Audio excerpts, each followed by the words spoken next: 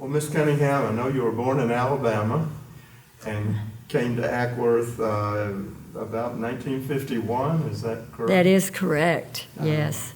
And you were saying earlier you still have your Alabama accent. I definitely do. It is just something that is there with me, you know. I did try to change some, but I thought, you know, this is not me, so I just didn't worry about it. Where in Alabama were you? Oh, I was born in Haleyville, Alabama, Winston County. It's in northeast Alabama, actually. It's about 90 miles from Birmingham. Mm-hmm. We had a farm there, my dad did, 120 acres, and he farmed it. And, of course, you know, that was just barely reeking out a living. Mm-hmm. So during World War II, he did not pass the physical to actually serve. Mm-hmm. So he worked in Birmingham and also in a smaller town, and met a man by the name of Boyce Johnston. Well, Boyce Johnston was among the first who came to Acworth from Alabama, and he got in contact with my dad and said, Lockheed, Georgia is opening and they are hiring. If you are interested, come over and I'll arrange for you to get an interview. So he did, and of course he did get the job because he had worked in an area that was evidently in some way familiar with what he had applied for here. So he came over and stayed about 6 weeks before we came because there was no place to live. There were just no apartments. And he stayed at the hotel in Acworth, the old hotel, a couple of nights until he absolutely got no sleep. So then he contacted, somebody told him about Mrs. Cunningham that lived on Maple Street. And so he rented a room there. And what he was waiting for actually was for school to be over. And I know my 9th birthday was celebrated just the week before we moved here. So it was just amazing, though, as I remember, because we had always lived on a farm, and his last, before he actually quit the farming, he did some cattle raising for his cousin in Haleyville. And so, you know, they furnished everything. Dr. Blake was his name. And they furnished transportation, so we had no car. I mean, we came over on a flatbed truck with the sides and all of our belongings.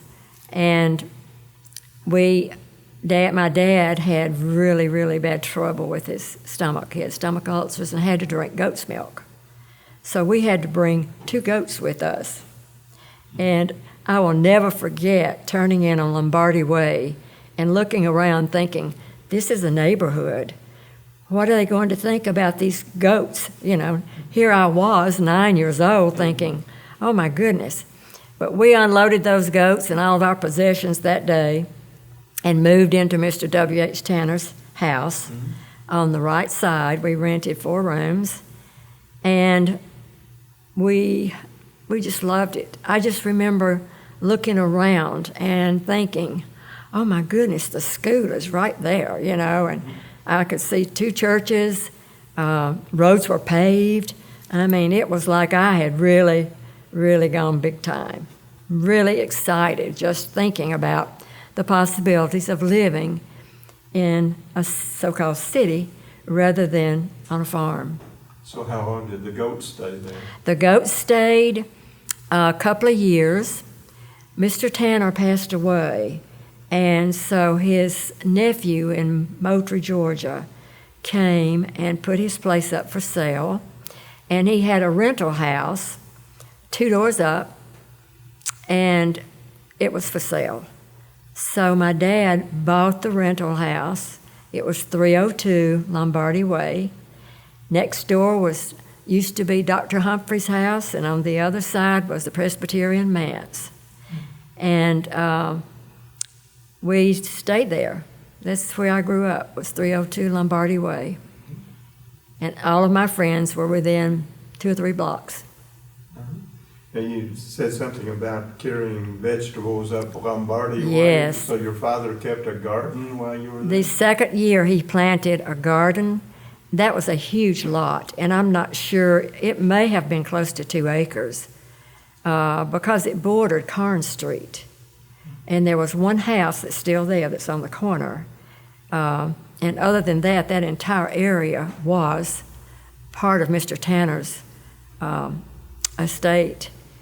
So that my dad planted a huge, I'm telling you, a huge garden every year.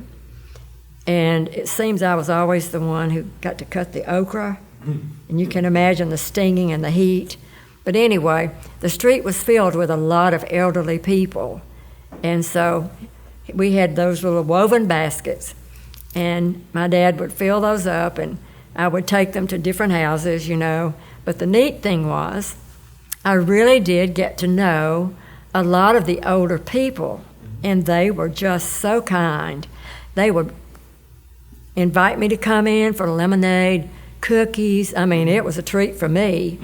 But I really, really learned a little bit about the town also, although I was only 10 at the time.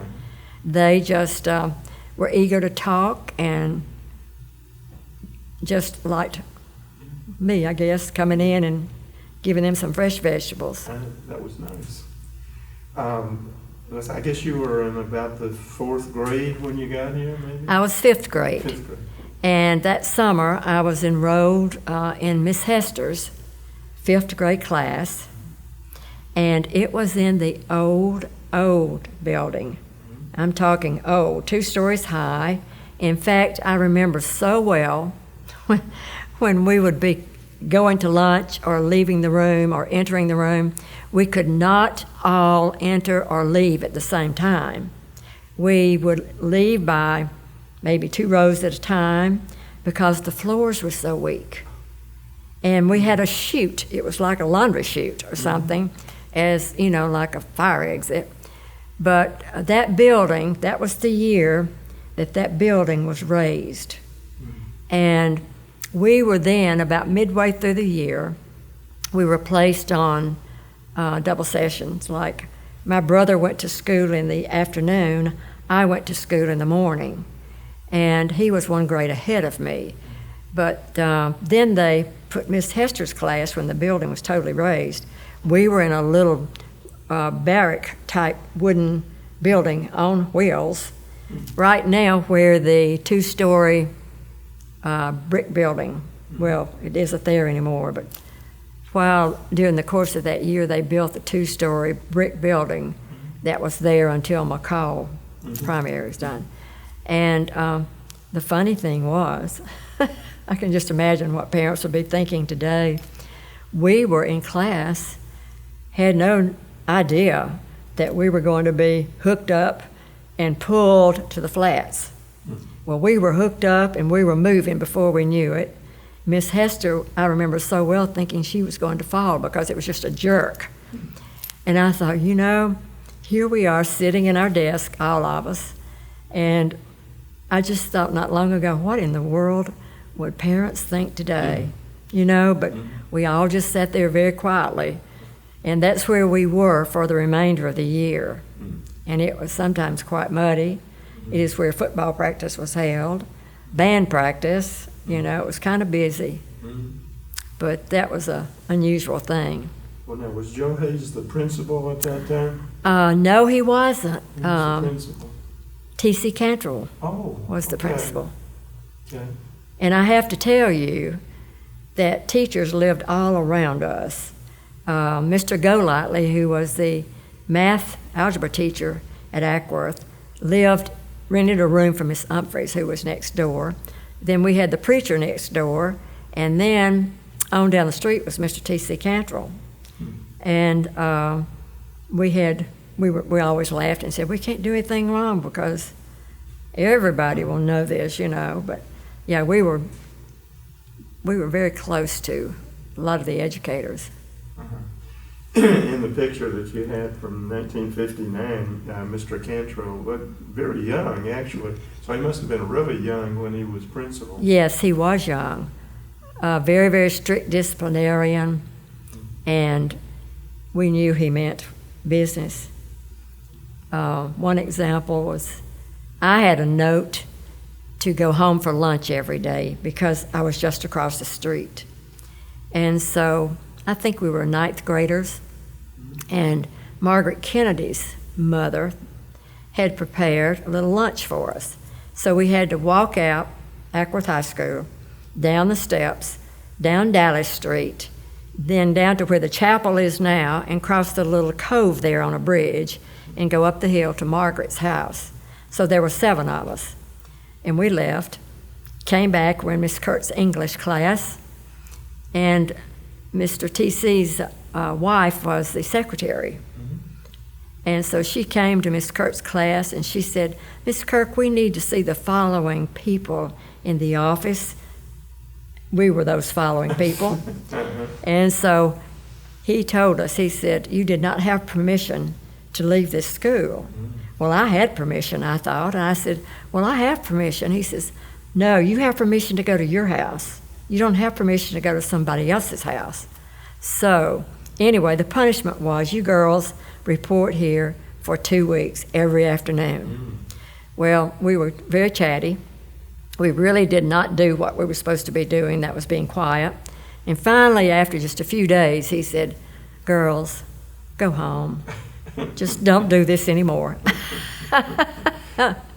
But you could hear paddling. He paddled in the hall, and you could hear it ringing down those halls, and it was like nobody wanted that, But he was very strict. He was a very strict disciplinarian. He was a small man, but he demanded so much respect. There was a great deal of respect for him. He went to our church, the First Baptist. Quite a few of the educators did then. But, I just admired him tremendously. And then he was the principal at North Cobb. So, he was really an example for us to follow. So he went to North Cobb as soon as it opened up, obviously, and he'd been principal at Acworth until that time. Right. And then later on, he's superintendent. Right, he was. Of the whole school system. Why don't you just talk about the kind of education that you got going through Acworth? How did it compare to the schools that you had in the country, I guess, in Alabama? Well, I will tell you this. My great uncle was my first teacher, and it was a one-room schoolhouse in Double Springs, Alabama. And I do not know to this day what methods he used in teaching reading and spelling, but I have never had problem one, and neither did my brother. He was a very soft-spoken man, teaching 1 through 8 in a one-room school. And we were all farmers' children. So anyway, I'll have to tell you about the lunches. His wife was an excellent cook, and he always had the most delicious-looking desserts and lunches and sandwiches. And frequently, I would have, my mother fixed a good one too, but frequently he would say, would you like my brownie? Yes, I would, So we moved to Haleville, and I was there 2 years in Haleville. But I can tell you that Acworth School was excellent. And I can tell you also, I didn't find out how excellent it was until I went to college. And my knowledge transpired most of my friends who had gone to school in other areas in Georgia. I even said, now that I think back, Mr. Acre taught biology, chemistry, and he told us from day one that he was teaching freshman college level. And I do believe that because I found out, I knew so much already. And I was not that smart, but I mean, he was that great of a teacher. We had some excellent teachers. And I would equate the 4 years of high school now to most colleges. I mean, discipline was there. You had respect for your teachers. And I can tell you, parents supported them, period. You go home and you're in trouble big time. And, of course, I was always kind of a people pleaser, and my brother was the opposite. So, we had both sides going. But I just appreciate those teachers. English, oh my goodness, I had a terrific English teacher. And Miss Priest, and I don't know if she's still alive or not, but she was the most dramatic literature teacher I ever had. I mean, she did poetry, and it was like she would almost have you in tears if she was reading Evangeline or something. But it was the school system was absolutely wonderful. Well, how was that transition to North Cobb High School to open up a new school? Oh, it was very sad. Was it? Yes. We were seniors, and we were being moved from Acworth High School, which we all just dearly loved, into a community school that included several different areas. We had people from Sprayberry and some from even Cherokee, and it was very hard to bond. We really did not have time to bond during that 9 months, but we had to change our colors, and we had to change the name of everything, and that was such a drama thing as far as we were concerned at that age. But what were the colors for Acworth? orange and black. Well, you still had the orange at North Cobb. Orange and white became the colors. We voted on that. That's why I'm so shocked when I see the orange and blue or orange and gray now, because it was orange and white, and the school voted on orange and white. But we had excellent teachers there too. It was just that it was hard for the groups to bond together. Not saying that we didn't like each other. It's just that we didn't have cars to drive with them and them to see us. And so, the socializing had to be done there. And you were in the band and the majorette, and talk about that a little bit. That was my favorite time of the day. I totally enjoyed. And I tell you, going back, I joined the band as a 7th grader. Ken Stanton was the band director. Is that right? And he, of course, ran it just like he did military. Very, very strict. I played a baritone until my junior year, and then I began playing French horn. And Mr. Baxter became the band director at North Cobb and for a few years at Acworth. And music was my thing. I just really enjoyed it. And it was, I guess from day one I wanted to be a majorette, and just so happened, as an 8th grader, all the majorettes were graduating. So we get this group together and say, okay, let's try out and see if we can become majorettes. And we did. And we were all majorettes all the way through school. And you got to make a trip to Chattanooga? Yes, we did. And that was quite an honor for our band, considering it was small compared to other bands. And we always got really good ratings at the festivals, at the band festivals. And, that was a plus. Mr. Baxter did a lot of fun things, though, like I remember one song, Bird Dog. That was a popular song, and he tried to include those as part of the football halftime shows. And that particular one, we had car coats and BB guns and did a routine with a gun instead of with baton, And we did Twirl with Fire one time, which was quite interesting. But yes, I enjoyed. Those were times I really enjoyed.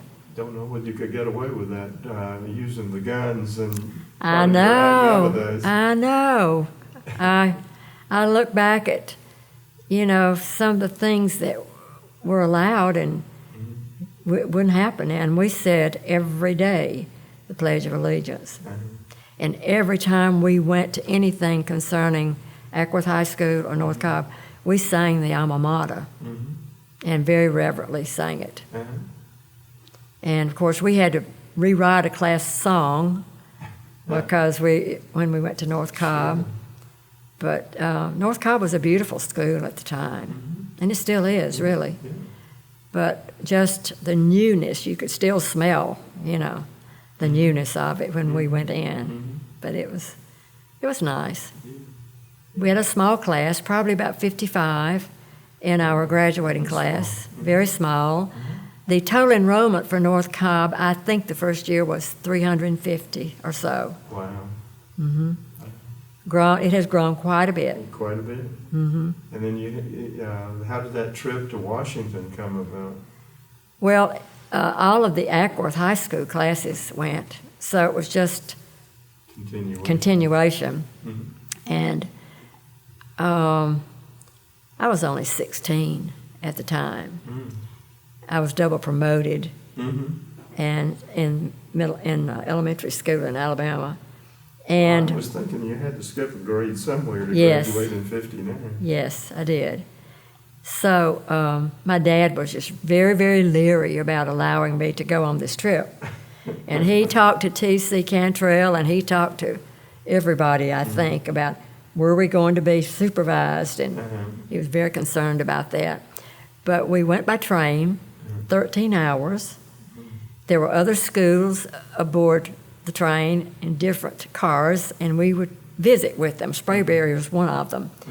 And we had the best time. And touring D.C. was a really great time because I had never been. And the cherry trees were in bloom. It was just absolutely breathtaking. And of course, I've always been interested in history. My dad was really interested in history.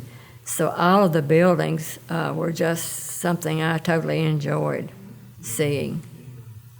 Talk about your father. He was on the city council. He was an alderman. Can you talk about when that took place? He served 3 different terms, and beginning in the 60s up to the 70s. And he really enjoyed that. And he made sure that he followed through with whatever it was that he had promised. And one thing he did was the 92 overpass. And I can remember him contacting state officials and county officials and city, and really pushing for that because we had no way to cross the tracks in emergencies. And this was something we really needed. So that's the purpose, to go over the railroad track. Yes. And he really worked for the county on it too. Ernest Barrett, who was the chairman of the Cobb County Commission at the time, told me when my dad passed, he said, I learned one thing from Bud Blake. If he wanted something and it was feasible, you might as well hand it to him because he would be sitting at your front door waiting. And I know he called. I went home one day from work, and he was talking to Ted Kennedy. I mean, he had no boundaries as far as who you were or what you had. He treated everybody the same. And he just loved politics. Well, I picked up letters last night about, there were probably about 15 of them. There was one from Richard Russell and Herman Talmadge, and I was just reading through them thinking, this is really neat. And then I have other newspaper articles about him that I'm going to do a scrapbook for him eventually. He continued to work at Lockheed and all that? He did. He passed away unexpectedly at 57. And I was going to run again for city council that year. He died in 76 and passed away in October of 76. So It's very unexpected. And my husband also served on city council one term, and my brother served 2 terms. How'd you meet your husband? We met on a blind date. My best friends, Hilton Chandler and Janice Williamson Chandler, worked with Jerry at Lockheed, and they had a bowling team going and needed some extra. Somebody had dropped out. And they just continued asking Jerry to come up and meet me, and he kept putting it off. But finally, we met, and we dated for about 18 months before we were married. We've been married 52 years. Wow. Have one son named John. He is now an attorney in Noonan.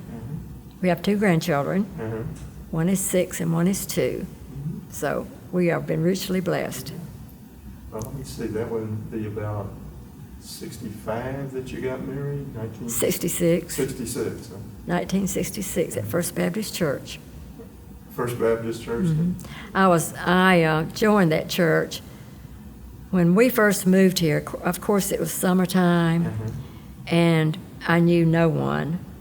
And I can remember feeling so lonesome. And, I mean, there were girls my age passing right by, but, you know, they did not make an effort to speak or do anything, and I was really, really concerned. Well, it happened that the pastor at First Baptist Church had a daughter who was my age, and so they came down to visit and invited us to church. We went, and Joanne was her name, and she became one of my friends, and I met a lot of my lifelong friends at that church. And I was baptized there.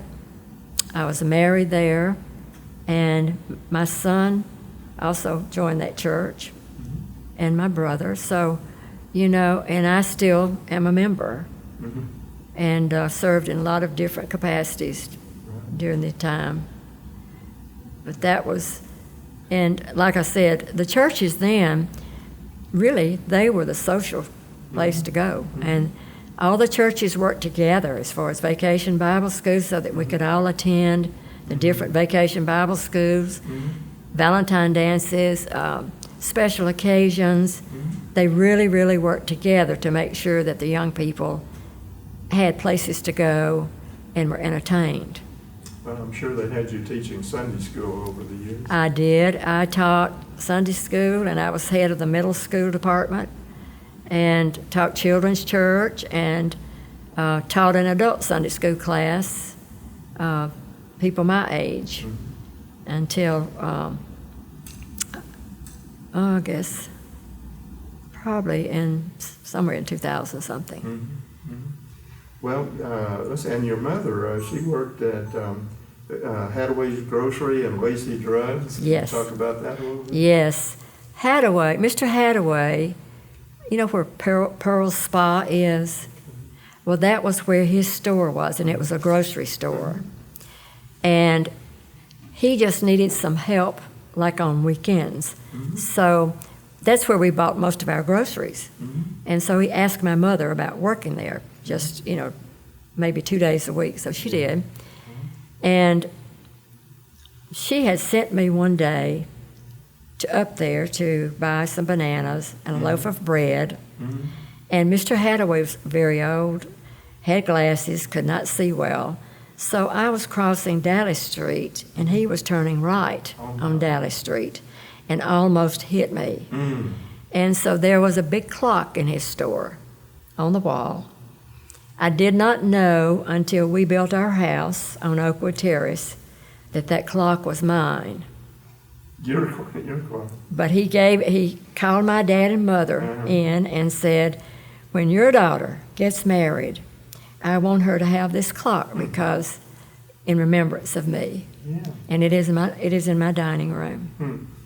He was a sweet guy. He closed his doors.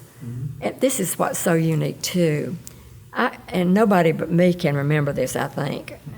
But a lot of the grocery stores, were not air conditioned. And they would have their doors open. And it was so funny when I would walk down the street. the aroma, the smell that you had coming from these grocery stores with fresh fruits. And, you know, you went in and you bought your bacon from a big slab. And also the Hames grocery store had, you know, you could go in, call in your order. They would have it ready for you and deliver it. And they also, my dad kept a running record there. And when I needed some money and he would be at work, I'd just go there, get a couple of dollars. Right, I didn't abuse it, but I mean, that get $1 if you needed it. I would get $1. I did get 50 cents a week allowance. And going back in time, I had an interesting experience with Allen's 5 and dime. First of all, I lived on chocolate-covered peanuts. But anyway, all of my friends had street skates, and I had a bone problem, so my dad said, no, you cannot. And anyway, it just really, really aggravated me. So what do? I go to Allen's 5 and dime, and Roy Allen, part owner, attended our church, so I knew him. And so I went in and I asked the lady, I said, is Mr. Allen in? And she said, he's upstairs. And I said, could I please see him? So she takes me and I tell him, I have 50 cents to pay down. I would like to buy some street skates, some roller skates. They were $4.99. I will never forget. And so I said, but I don't have all the money to pay for it. Can I just pay for it 50 cents a week? He wrote up a little ticket for me and he said, you certainly can. I went home with my skates. I had the best time. I hid those things. My dad worked at night, so I did my skating in the late afternoons. Well, my brother decides he wants to borrow them. And I said, no, they're my skates, you know. So what does he do? But he drops enough hints that my dad figures it out. And he's very upset, not only because of physical dangers, but he said it makes me look like I'm not doing things for you. And so anyway, I paid those skates off. I did. And I just, before Mr. Allen passed away, I wrote a long note to him telling him how much I appreciated that. Great. Well, Acworth Beach was opening up about the time you got to Acworth. When we first moved here in '51, the lake was there, no beach. The beach I think came in '52 or was fixed in '52, and then the beach house itself was a gathering place. Had a jukebox. We danced and had a lot of parties there. Never any problems. It was just a really fun place to be. You lived at the beach most summers. Well, you went to West Georgia College at that time. I did. And major in education? I did. I loved, my plan initially was to go 2 years to West Georgia because my dad would not let me go to the University of Georgia at my age. I had just turned 17. Oh, I guess so. And so... Didn't want you to go to a party college? No, he did not. So I went to West Georgia and made a lot of friends and loved it. And it is amazing, the education I received there also. It had just been accredited a few years earlier, and they were excellent. Professors were excellent. And I just love the small campus atmosphere. You know, you knew people. I still know a lot of them. But the unique thing, I went back for the 20th year reunion and just had arrived, and one of my professors just said, "Hi, Janice, how are you doing?" How about that? After 20 years. So that tells you there was a lot of personal interest. And the dean of students, I'd had a problem in chemistry when he interviewed me at North Cobb about the college. And I didn't realize it, but he had kept up with me, and he met me on campus one day just passing. And he said, "Congratulations, I've been keeping up. You've been on the dean's list every quarter." See, it was such a personal relationship you had with the professors and, just family. So you came back to Acworth, and how did your job at Acworth School come about? This is quite interesting also. Mr. Joe Hayes was the principal. I came home for Christmas holidays, and one of the teachers, third grade teachers, had health problems. And I don't know if she left right after Christmas, but I do know that there was a substitute teacher there who was a certified teacher, Miss Armstrong. But anyway, he called me at home and he said, "When are you graduating?" And I said, "I will graduate in March," because I had gone the summer before. March the 10th was my last day of college. I came home, and my first day to report to Acworth was March the 11th. Wow. And I taught third grade. I stayed there that 1/3 of the year, and then 2 more years. And Mr. Hayes was such a gentleman, loved children, just a fantastic example of a principal's relationship with teachers and with students. I know, if students needed clothes, if students needed shoes, if students needed anything, all you had to do was let him know it, and he would get you in touch with somebody. Now, Butch Price came in sometime while you were still there too, didn't He was there before he wasn't the principal. He was like teaching. And a lot of Alabama graduates came the year before or the year I was there. In fact, I developed friendships with 2 of the ladies. One taught third and one taught sixth, I believe. And I still communicate with them some, but it was like just a turnover. A lot of the older teachers. I played with my students.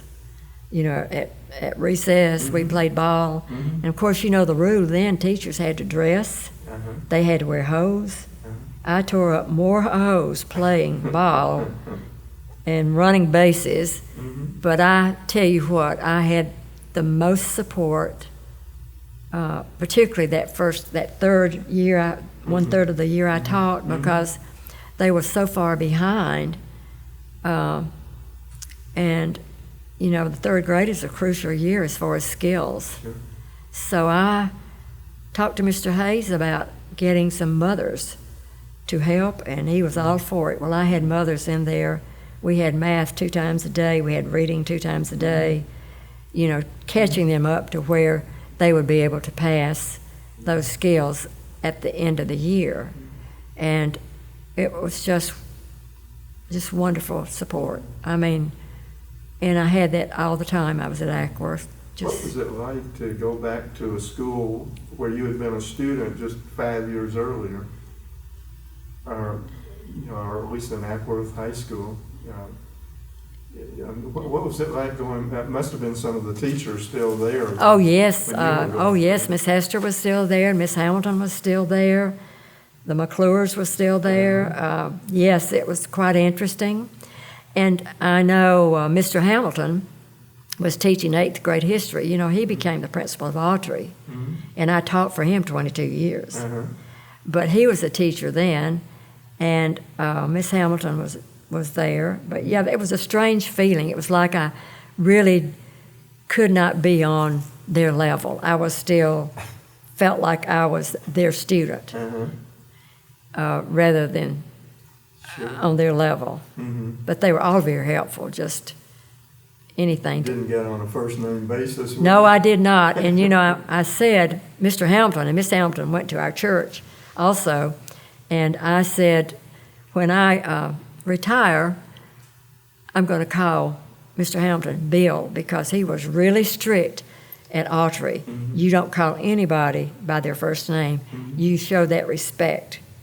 So it was always Mr. Hamilton, and I was always Miss Cunningham. And so I told the other teachers, I said, just wait till I retire. When I see him at church, I'm going to say, "Good morning, Bill. How are you this morning?" Never could do that. To this day, I could not do that. I mean, you know, just couldn't. Yeah. But yeah, that was kind of a strange feeling, Mm-hmm. Yeah. but I enjoyed it. So why did you go to Floyd Middle School? Well, I applied. I actually wanted to teach fifth grade and sixth grade, one of the two. Well, at the time, they were opening Autry. Mm-hmm. And so that was a junior high, 7th, 8th, 9th.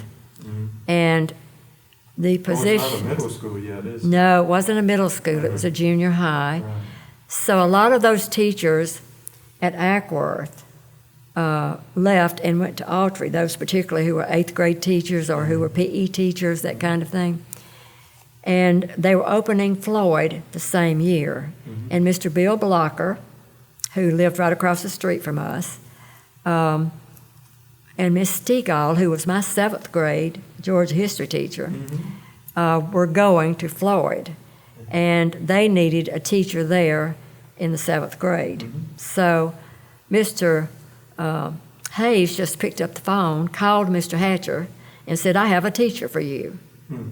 So we opened Floyd, except, again, we were having to go double session with Osborne Jr. because the building itself was not finished.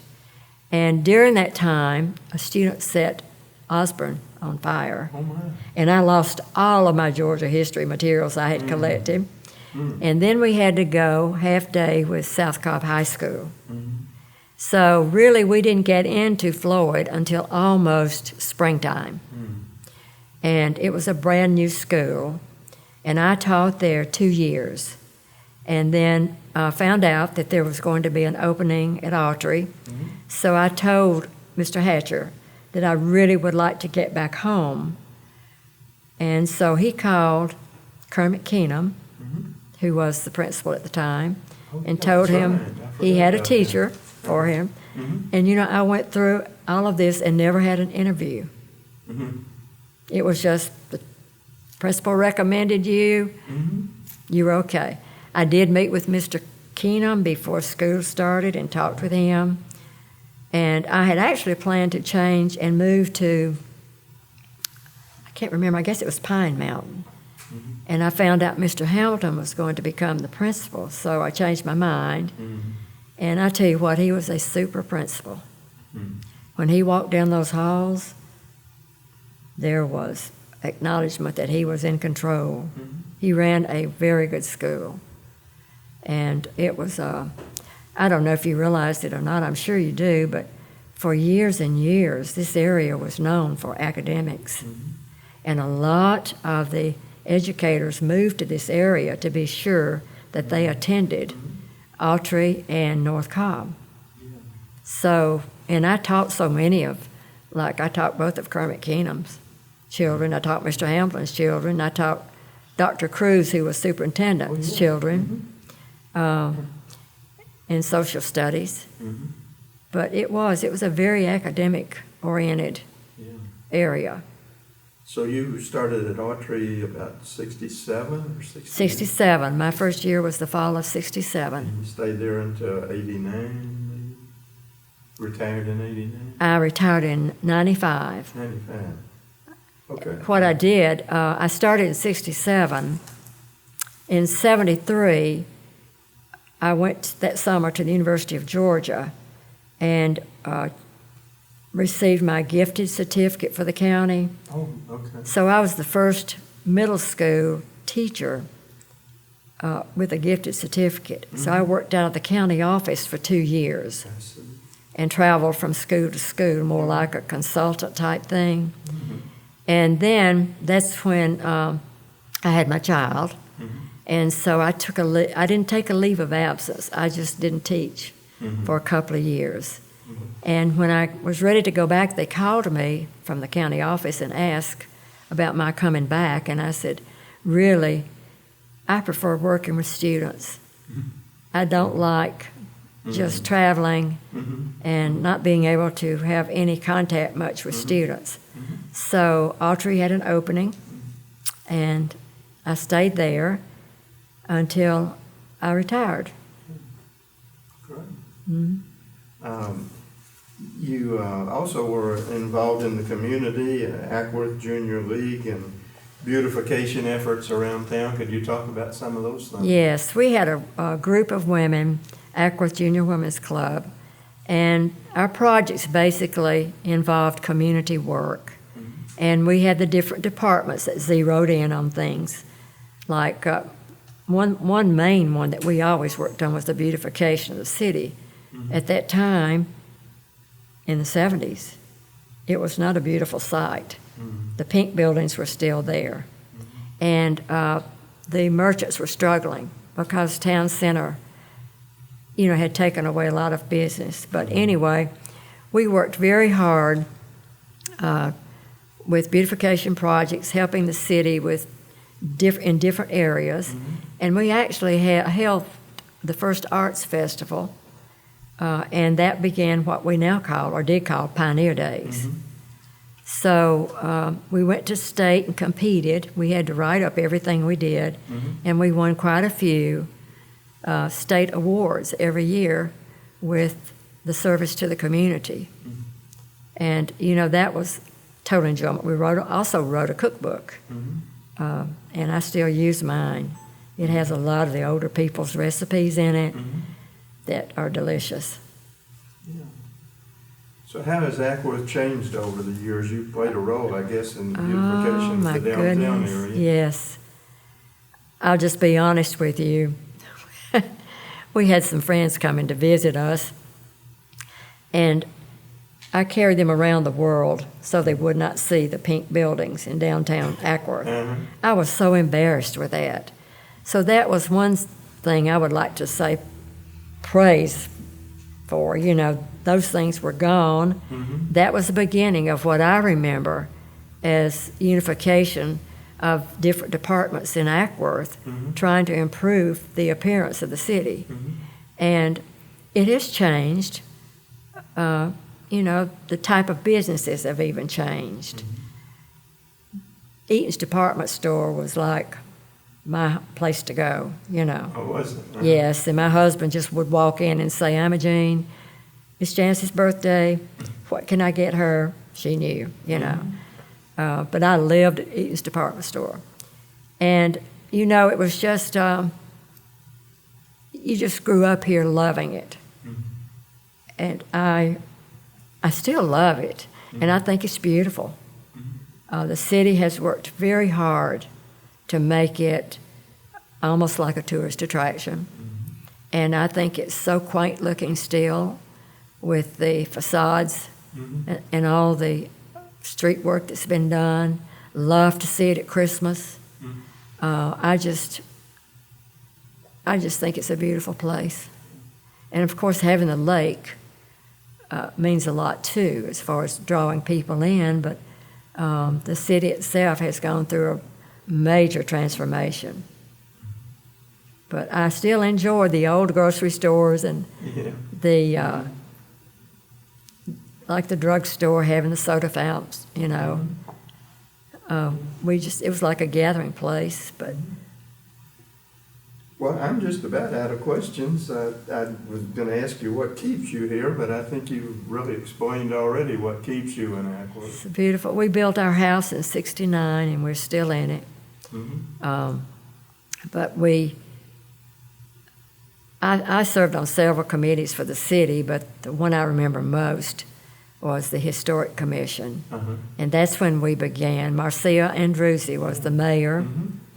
And we really began trying to preserve some of the historical places in Acworth. Abbey Parks was a big part of it. And then the commission itself. And I remember going to city council several occasions requesting, that we be granted some funds or whatever. So we worked on getting grants, and Marcia Andruzzi was the first one to actually sit down and read about all the possibilities, for receiving grants to improve the city. She did a lot of work before it all actually began to happen, and she was another one. She just worked very hard, but I'm just amazed You know, it's a really pretty place. And we go to Florida for the winter every year. Mm-hmm. And a lot of the people passing from up north, the snowbirds, will say, "Oh, we saw the sign that says Acworth." And I said, "Well, you should just drive by and come through Main Street and see what it looks like, because it's beautiful." And it has really changed. Population-wise, for sure. I think probably when we moved here in 51, we might be stretching if we said 2,000. Right. Mm-hmm. That's about right. It was very small, and everybody knew everybody. And you know what I appreciated more than anything, I guess, and I didn't realize this so much until I became a teacher, as to how hard it is for you to be accepted as a newcomer. And I was just accepted almost immediately through the church and activities, making friends. I'm still very close to most of my lifelong friends. And then I watched in teaching, particularly middle school, as new students would come in, it was so difficult for them to be able to form a relationship with a group or students. Sure.